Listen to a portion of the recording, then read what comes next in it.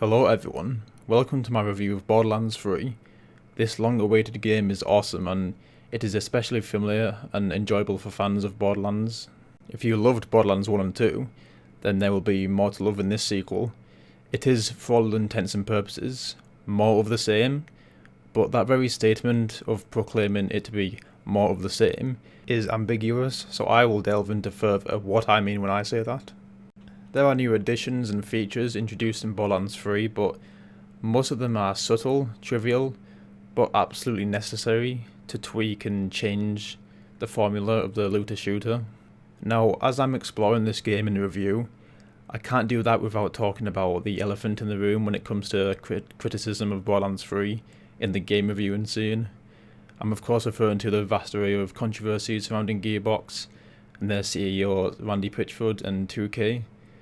Then again, I would like to refrain from bogging down this review with controversy that has already been covered ad nauseum.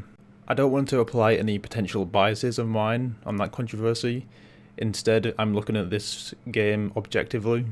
All I'll say is, I don't think the work and livelihood of many hard-working employees at GEARBOX Software should suffer just because the CEO acts egregiously on Twitter and elsewhere, and does a few other things. But like I said, I'm not going to get into that. I mean, sure, condemn Randy Pitchford through judgment of his character, but don't compromise the livelihood of the workforce behind this great game. In this review of Borderlands 3, my opinions and predispositions on matters that are irrelevant for critical purposes will not come into play. First, I'm going to get into the story of Borderlands 3. If you couldn't care less about the story, I'm going to put a timestamp on the screen now when I talk about the gameplay. In the game you won't have the same luxury because you can't skip any of the cutscenes, so that's fun. Borderlands 3 picks up where Borderlands 2 left off, but a few years later, evident by Tiny Tina becoming just Tina. As it was foreshadowed at the end of Borderlands 2, with the reveal of the locations of dozens and dozens of vaults, you play as one of 4 vault hunters to once again stop or suppress the danger from the vault before a villain inevitably takes advantage of this power with some ulterior nefarious motive. And because there ain't no rest for the wicked, said villains with nefarious motives are the Calypso twins. From the start of the game we are told that they are sirens just like Lilith, although Tyreen has the ability to leech other creatures' powers and use them for her own gain. Troy, her brother, is somewhat of the same nature, aside from being a parasite that grew from Tyreen in birth, which would explain why Troy is missing a limb, his right or left arm, but I'm pretty sure they don't allude to that from what I can remember in the actual game. The twins are leaders of a new enemy faction called the Children of the Vault, a cult that has turned raging psychos from the previous games to enemies that serve a purpose with leadership to follow. The story hinges upon these two villains as there isn't really anything else stopping the Vault Hunters from reaching the vault.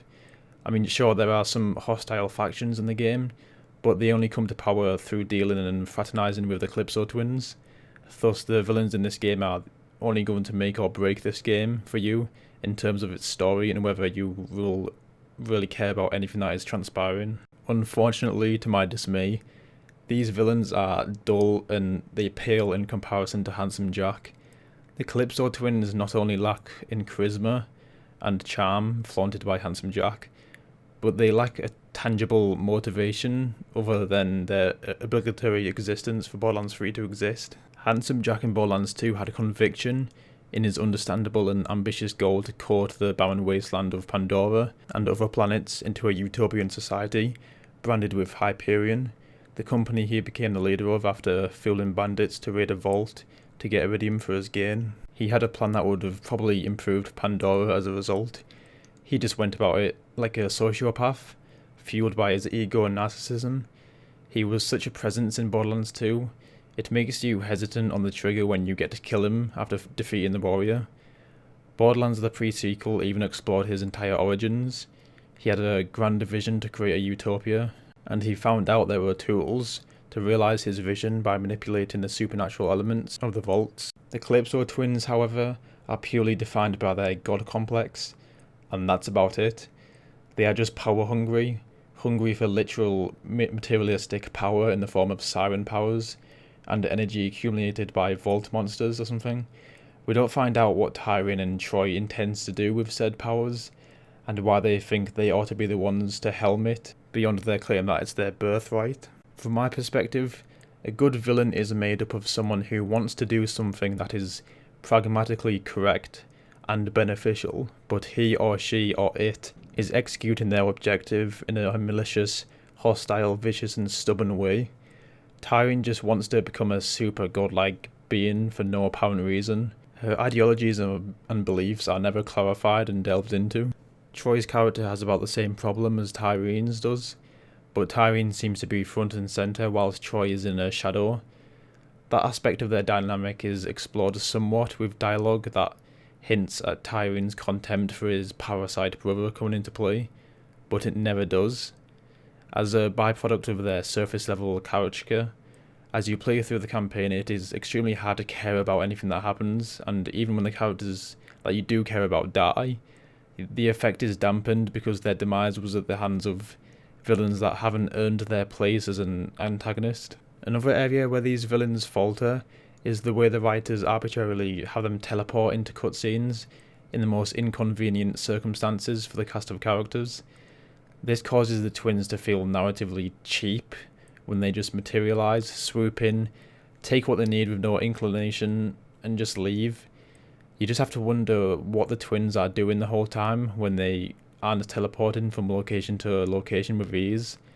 In specific cutscenes, the way these villains materialise out of the thin air worsens when the game acts like you literally do not exist during cutscenes. There's a bit where something traumatic happens in a cutscene, and Lilith tells you there was nothing you could do, Vault Hunter, which is demonstrably incorrect in universe.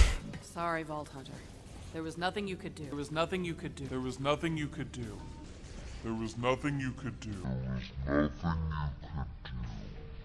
With my scrutiny of the Calypso twins' motivations and lack thereof set aside, Borderlands 3 guns for this apparent meta-narrative about streamers in an attempt to parodize the community with, Twitch streamers and YouTube content creators.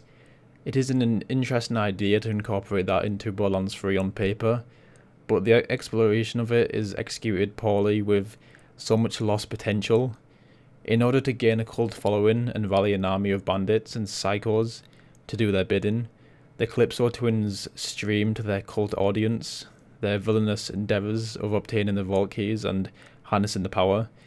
I suppose it works in explaining how they rose to power at some level, but the shenanigans of it all gets old real fast.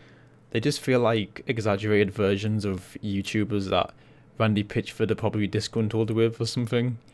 I know that might not be the case, but the absence of reasoning for this being a thing in the story can only lead me to believe that.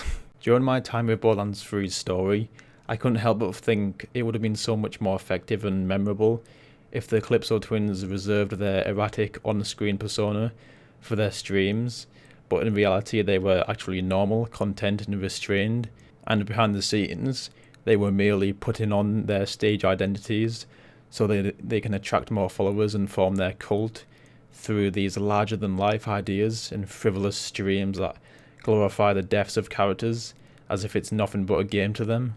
At least that's what they would want them to think, to pander and to appease the mindless psychopathic bandits. It would have been a comment on how some internet content creators force an alternative identity to garner more views and clicks, and pander to the vocal majority of the impressionable consumers of media.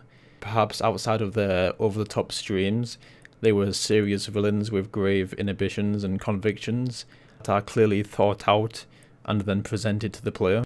But instead of that, the Calypso twins act the same throughout the entire game, making the threat ever more flaccid with no weight of the conflict, due to their nature of being stupid children with powers they don't even know what to do with. The limitations of the twins' powers are never well defined either. In one instance, they make Tannis just simply disappear. They kidnap her with ease by choosing just to relocate her. The fact they can do this begs the question of how there is any conflict at all. In general, the writing of Borderlands 3 suffers from many mishaps, from throwaway lines of dialogue during gameplay to crucial points in the game and petulant villains. It could have been a lot better if they gave it a bit more time to cook in the writer's room, because they did devise a plot with vivid potential that it does not live up to. Another problem is the fact that the story gives all the glory of the victory to the characters, all while you are putting in the legwork and defeating the bosses. The characters aren't even present as NPCs when you are fighting the bosses, it's just you. Then when a cutscene starts, it's the complete opposite. The game does not acknowledge the existence of you. Ava is this juvenile rookie siren, and she gets more recognition as the static character she is. Implementing the playable Vault Hunters into the story's cutscenes seems like it should have been a natural progression for the sequel, but that lack of innovation causes the events to be utterly awkward and contrived in the story. Also, why does Lilith call you Killer? I opened this review with a positive appraisal of Borderlands 3, because despite its downfalls in its story, this is a great game, and the positives in this game, mechanically, outweigh the negatives. First off, the fundamental looter-shooter formula is back, and it just works. Mowing down enemies, be it cannon fodder or bullet sponges, still feels rewarding as you constantly develop your Vault Hunter with a flexible variety of skill upgrades and a stream of unique weapons handed to you. The majority of guns now have alternative firing modes that can alternate between two types of elemental damage. It can even turn an assault rifle into a shotgun, and more interesting gimmicks to toy around with. The Teardor weapons are back in action, except this time when you discard the weapon to reload, the gun grows legs and fights alongside you before exploding, which it does when it's depleted the ammo you left inside the clip when you hurled it away.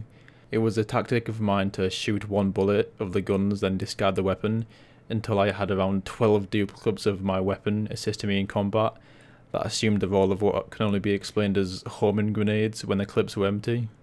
Borderlands 3 has introduced two alternative settings that addresses the issues of balancing in cooperative gameplay. The cooperation game mode is the new setting that takes away the conundrum and annoyance of having to fight over the dropped loot between friends. Instead, not unlike how many other online role-playing games work now, dropped items that emanate from defeated enemies and chests are exclusively to you only. Every other player sees their own loot. But if you prefer how the loot worked in the previous Borderlands games, you can set the game to the co-opetition game mode, which means you'll be free to rush to the loot and vacuum it all up before your friends do. The cooperation setting allows for a cooperative gameplay between your friends, regardless of character's skill level. As a result of this adjustment, there will be no more carrying your friends through their playthrough as an overpowered character or vice versa. In Borderlands 3, the game figures out how to stabilize the challenging experience through meticulous mathematics, which is applied to adjust each player's damage input and output accordingly. Displayed on the game's HUD, you will find a quick quest selector on the right hand side. This is a convenient attribute to the game's HUD as it allows you to cycle through quests without having to load the Echo device menu, although they should have put the level requirement on the HUD as well. Thank God this is a feature, because sometimes there are some hitches and awkward frame pauses when you attempt to open the Echo menu. Speaking of Borderlands 3's HUD, however, GEARBOX have decided to remove the ability to hold the weapon swap key to bring up the weapon wheel to, rapidly switch to a certain weapon instead of cycling through all four of them. This omission is a bit tedious. It seems like a mistake. The map navigation is intuitive as it effectively displays the map with all its verticality, allowing you to zoom in with pinpoint precision to identify exactly where you need to be and at what altitude. This is the spitting image of what Doom 2016 did for its map navigation. Movability is slightly improved with the application of ledge climbing, meaning you don't have to necessarily reach the tip top of a platform to be able to climb it. And like an abundance of other first-person shooters these days, you can now slide. Sliding complements the movement in the gameplay as it allows you to evade enemies and slide down hills with momentum, although the momentum when sliding down a hill feels like it's more fabricated than natural. What I mean is, it feels like when you slide down the hill, the game detects the hill and gives you momentum, rather than the game fundamentally having physics with momentum built into it, like a Warframe. I'm not sure if this is the case, but it's how it feels to me on a tactile level. The aforementioned cast of characters in Borderlands 3 consists of Amara the Siren, Zane the Operative, Moz the Gunner, and the character I played as, Flak the Beastmaster. I haven't played as all of these characters yet, but I've heard that playing as the Siren has the highest fun factor. The Gunner seems synonymous with Diva from Overwatch, with her mech. The Operative is similar to the Soldier's character in previous Borderlands games, specialising in causing mayhem with armaments and gadgets. Much like Miragen from Apex Legends, the Operative can also form a digitised decoy clone of himself to throw enemies off. Eventually I'll become more attuned to the other characters, but for now I've only played Beastmaster. With Flak the Beastmaster, I reached over level 50 with him. Flak's abilities are self-explanatory from his name. He is the master of the beasts of the Borderlands universe. You can choose to be accompanied and supported by creatures. I went for the Spider Ant. Now, these beasts do help you out on the battlefield somewhat, but I found it that they were mostly useless if you don't devote some of your skill points to upgrade them. For instance, one upgrade enables you to have them try to revive you, so you don't need to get a second win. On that note, I found it irritating that you couldn't tell it to stay until I tell it to follow, like order them around. It had a tendency to get itself killed quite a lot when I would prefer it to fall back. Thus it was occasionally unable to revive me. When the beasts die, they will respawn after 2 minutes or so. One of Flak's abilities is to order the beast to attack, but the damage when the beast finally attacks is weak, and it leads me to believe that I should have picked a different character when I was playing the game. And a lot of the times the beast couldn't even reach the character I wanted it to attack, like bosses for example. Where these characters definitely shine, however, is in their respective skill trees and ultimate abilities. The ability of Beastmasters I use turned me invisible and made all of my shots a critical hit for the duration of the effect. From the start it only gives you 3 critical hit shots before it is depleted, but I upgraded it so it gave me unlimited, at the expense of speeding up the depletion time. Diversity in wacky gun designs makes hunting for new weapons more thrilling, as you will never know what kind of contraption you will receive. Each of the guns have popping vibrant colour schemes, like you can even apply weapon skins to over if you want. I personally didn't, because I didn't see the use in spending iridium on cosmetic items when I could spend it on ammo for the gun that shoots guns, otherwise called the gun gun. Catching a ride is essential for getting around in Borderlands 3. The customization options for the vehicles in this game adds another layer of personalization to the game. You can collect new parts to augment your chosen vehicle and even acquire entirely new frames. For example, the Cyclone was my favourite vehicle in the shape of it being a wheel, allowing me to take the vehicle through tight spaces and cover ground quicker. With this vehicle it just felt easier to manoeuvre and turn to control the wheel.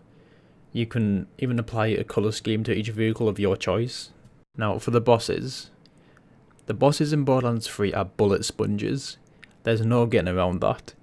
You could say the same for Borderlands 1 and 2, yet I can't help but think that Borderlands 2 did something to alleviate the sponginess and make each encounter feel unique from one another than Borderlands 3.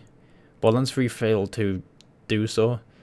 There were about 8 bosses in this game, and to explain them and distinguish them, I could only describe what they looked like, but not what I had to do to defeat them. In every boss fight, the best approach and tactic seems to be to simply focus fire on the boss until it's dead. The enemy's attack didn't seem unique to each other. There are no significant adds you have to kill in order to maybe weaken the boss and take down its shields. There wasn't anything you have to do to change the environment or scenario to expose the boss. The contest just boiled down to shooting whilst being on the move, jumping around, and it has made them all feel the same in retrospect. In the past I reversed bosses that change the terrain and at their will and catch the player off guard, forcing them to cope with the disorientation and change of pace and circumstance. Granted, some bosses require you to deal specific elemental types of damage, but they are still easy to overcome despite the gun you are using is not the correct elemental. To summarise my thoughts on the bosses, I didn't really feel like I had to think about what I was doing. I didn't have to think on my feet. aside from the odd projectile and beam of energy that hardly inflicted me even when I failed to evade the attack. If you know how to defeat one boss in this game, you may as well have killed all of them. Apart from Troy, I found him to be the hardest boss by far. It led me to think that the game needs an evade move, like some kind of evade or strafing maneuver for the left or right, because the pace the game was expecting me to dodge Troy's attacks were absolutely ludicrous. In the aftermath of the Sanctuary being destroyed, the Crimson Raiders have taken refuge on a spaceship, appropriately named Sanctuary. Exploring the ins and outs of this ship was indeed a needed change of scenery. The prospect of having a hub in a game where it has multiple floors that you can swiftly saunter around with descending drops and ladders, it was efficient in getting things done fast. As long as you know your way around this ship, it is much faster to get around. As for the variable planets throughout Borderlands 3, they do have a true sense of adventure, but there is something about them that makes them feel the same in terms of the content and depth. What I mean is, in each of these worlds you visit, there are side quests that are interesting and plentiful in their quirks, but the locations these side quests occur in are interchangeable. The settings are not directly linked to the context of the side quests for the most part, and they are not ingrained into each other and intertwined. For example, whereas Borderlands 2 had Lynchwood, and due to its western themed aesthetic, all of its side quests mixed the Borderlands universe with the western genre, and the two of them gelled well with each other. 1,000 Cuts became the go-to location for those yearning for a final endgame challenge that was unbelievably rigorous and near impossible. The boss battle that was the fight against the Terramorphous. Caustic Caverns was the aftermath of the Sanctuary being forced from its roots when Lilith lifted up the Sanctuary. Those factors don't seem to be present from what I gathered in the worlds of Borderlands 3, and it deprives from it having much identity. To put it succinctly and simply, the planets in Borderlands 3 are distinct in their visual concept design, but the content, side quests and activities you undertake in each planet do not define the environments. Once you've completed the main story of Borderlands 3, the game takes measures to offer more replay value to the game, therefore making this game worth it more so. The introduction of Mayhem mode enables you to increase the difficulty and buff enemies to the point where mere encounters are almost insurmountable.